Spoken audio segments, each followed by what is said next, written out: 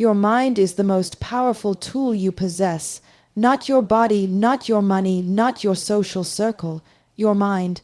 It's the command center for every decision, every action, every reaction. If you don't train it, it will betray you. It will whisper lies to keep you comfortable, lazy, scared, and stuck. But when your mind is sharp, controlled, and disciplined, it becomes a weapon so deadly that nothing can stop you, not failure, not pain, not even fear. Weak people are prisoners of their thoughts. They allow doubt, fear, insecurity, and anxiety to dominate every move they make. They walk around with chains on their brains, believing they're unlucky, tired, or not good enough. And the truth is, they are, because belief shapes reality.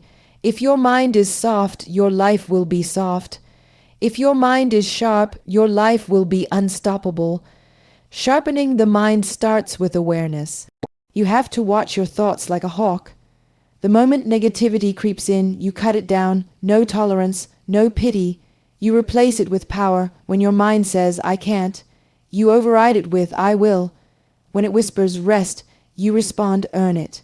When it begs for comfort, you throw yourself into discomfort and grow through it. That's how you take back control. You train your body with weights. You train your mind with suffering. You don't get stronger by thinking positive. You get stronger by choosing hard things, doing what others won't, and refusing to quit. Every time you push through the voice that tells you to stop, you sharpen your blade. Every time you do what must be done, even when you don't feel like it, you build mental dominance. You don't ask for less pressure. You learn to rise under it. Look around. Most people are mentally soft. One bad day and they're spiraling. One rejection and they break. One challenge and they quit. Why? Because their mind has never been hardened. It's been coddled, protected, fed lies about peace, balance, and waiting for the right moment.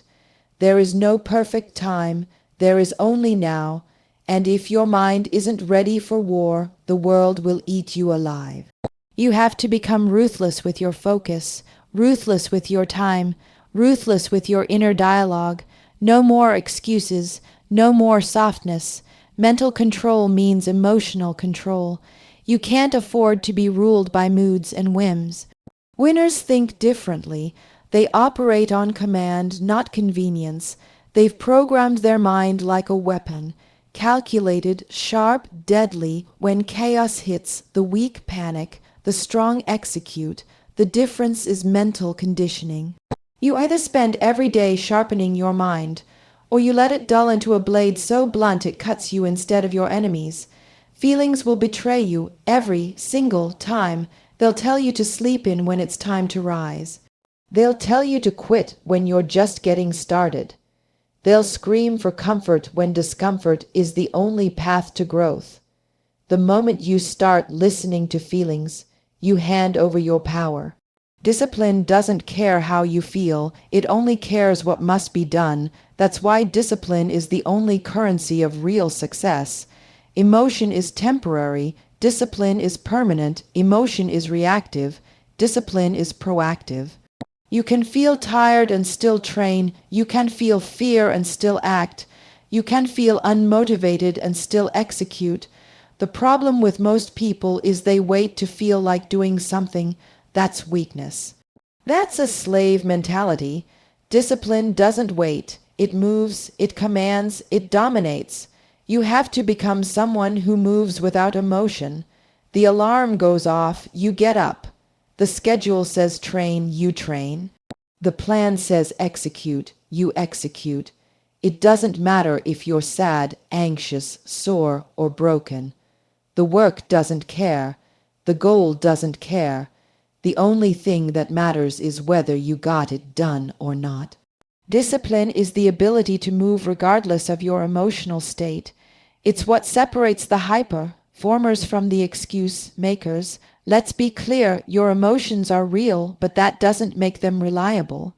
They're influenced by sleep, food, weather, hormones, distractions, social media, and more. You can't build anything solid on something that's unstable, but discipline is stable. It's the foundation. It's showing up when it sucks. It's doing what's required when nobody's watching. It's sticking to the plan when the hype is gone and the grind is all that's left. People who live by emotion stay stuck in cycles. One week they're on fire, the next they're spiraling. They chase motivation like addicts, never realizing the truth. Motivation is not the cause of action, it's the result. You act first, then the feelings follow. You train first, then confidence grows. You show up first, then passion returns. Discipline creates momentum. Emotion waits for it. You need to start viewing your emotions like noise. They'll scream, "You're tired." You respond, "I know, keep going." They'll whisper, "Take a break." You answer, "Earn it." They'll say, "This isn't worth it." You say, "Watch me." You don't negotiate with weakness. You don't reason with mediocrity. You override it daily, repeatedly, ruthlessly. Every time you let emotion dictate your actions, you weaken your edge. You create a habit of surrender. You condition yourself to fold under pressure. That's not strength, that's decay. Discipline is the antidote. It's not flashy, it's not exciting, but it's lethal. It turns average into elite. It turns chaos into control. It turns feeling into force. The people at the top, they're not ruled by moods, they're ruled by mission. Their life runs on discipline like a machine. They don't care if they're bored, tired, uninspired, or in pain. They do it anyway. Every single person has been hit, betrayed, abandoned, humiliated, underestimated. Life doesn't spare anyone, but here's the truth most won't accept. What happens to you isn't what defines you. How you respond does. Victimhood is not a condition, it's a mindset.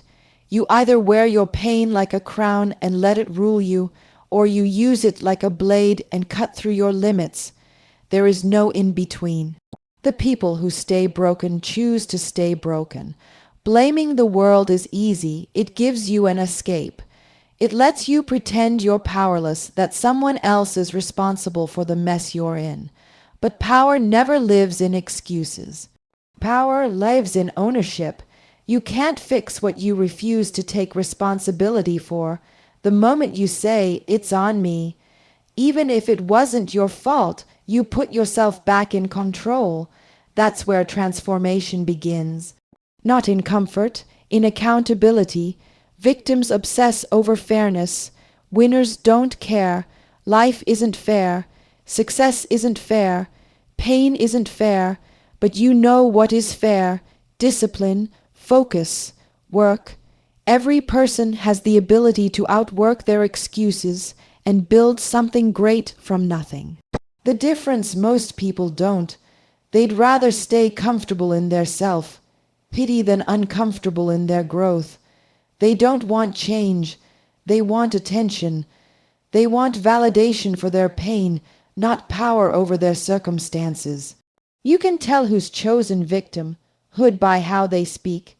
Everything is because of someone or something, because of my parents, because of my boss, because of my past. Listen closely. It's always someone else's fault. These people are dangerous to themselves. They've built an identity around being wounded and anything that threatens that identity, like discipline, action, or truth, feels like an attack. They'll fight to defend their limitations harder than they'll fight for their dreams. Choosing power means dropping the story. It means letting go of what should have happened and facing what is. It means looking yourself in the mirror and asking, "What can I control?" That answer is always the same. Your actions, your mindset, your response. That's your domain. That's where your power lives. The second you focus on that, you become unstoppable. Not because life gets easier, but because you become harder to break. People love to say, "But you don't understand what I've been through." No, maybe not. But it doesn't matter, because what you've been through is not a life sentence unless you make it one. There are people who have been through hell and still built empires. There are people who have been broken and still rose to the top. Pain is not an excuse, it's fuel. Use it. Your scars can be a prison or a weapon. You can be defined by what hurt you or by how you responded. Victimhood feels safe, but it's a cage. Power feels hard, but it's freedom. No one hands it to you, you take it, you claim it, you become it. Your mind is a battlefield, and your environment is either your ally or your enemy. Most people are walking around like open doors, letting everything in: negativity, distractions, weak opinions, fake news, worthless entertainment, and they wonder why they feel anxious, lost, and unmotivated. What you feed your mind becomes your reality. Garbage in, garbage out, excellence in, excellence out. It's that simple, but simplicity doesn't mean ease. You've got to be ruthless about what you allow in your space.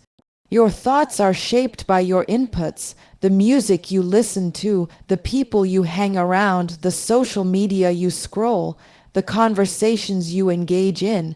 Every bit of it is programming your mind either toward power or weakness. If you're constantly surrounded by people who complain, gossip, make excuses, and glorify mediocrity, don't be shocked when you start sounding like them. That's not coincidence, that's influence. And if you're not intentional about controlling that influence, it will control you. You can't expect a focused life if you live in a distracted environment. Every notification you check, every mindless video you consume, every negative voice you tolerate, it all adds up. It chips away at your clarity. It dulls your edge. You're either feeding the mind of a warrior or the mind of a coward. You decide which, but you can't do both. Discipline starts with filters. You need mental gatekeepers that block out the noise and make space for the signal. Start with your circle. Who speaks into your life? Are they pushing you or pulling you? Are they challenging you to level up or keeping you locked in the same patterns? If their words don't build you, challenge you, or sharpen you, they're noise. Cut it not with hatred but with clarity. You're not here to babysit fragile egos. You're here to dominate your path, then audit your content. Every second you spend consuming someone else's life is a second you're not building your own. Be intentional. Feed your mind with information that builds resilience, with stories that spark courage, with voices that speak truth. Even when it's uncomfortable, you don't need more entertainment, you need more purpose. You don't need more comfort, you need more fire. What enters your mind will eventually come out of your mouth, your decisions, your habits, your life. And most people don't even realize the connection. They think it's just stress or bad luck or lack of motivation. No, it's noise, and they've let it in for so long that they've forgotten what silence, clarity, and real focus even feel like. Once you cut the noise, your voice becomes louder. Your conviction gets stronger, your purpose becomes clear, you stop reacting and start executing. You stop getting pulled by every opinion and start moving with intention. You control the inputs, you own the outputs. You start choosing every thought, every word, every action like your future depends on it. Pain is the great equalizer. It doesn't care how rich you are, how smart you are, or how much potential you have. It comes for everyone. The difference is what you do with it. Some let it bury them, others use it to rise. Pain is not your enemy, it's your fuel, it's your fire. It's the test that separates the soft from the unbreakable. You either use it to build something unshakable or you let it rot you from the inside. Weak people run from pain, they numb it, deny it, avoid it at all costs. They drown it in distractions, scrolling, drinking, blaming, quitting. But pain doesn't go away just because you ignore it. It multiplies, it gets louder, it digs deeper until it owns you. The only way to deal with pain is to face it head on and use it as a tool. You don't run from the fire. You walk through it and let it burn away the excuse.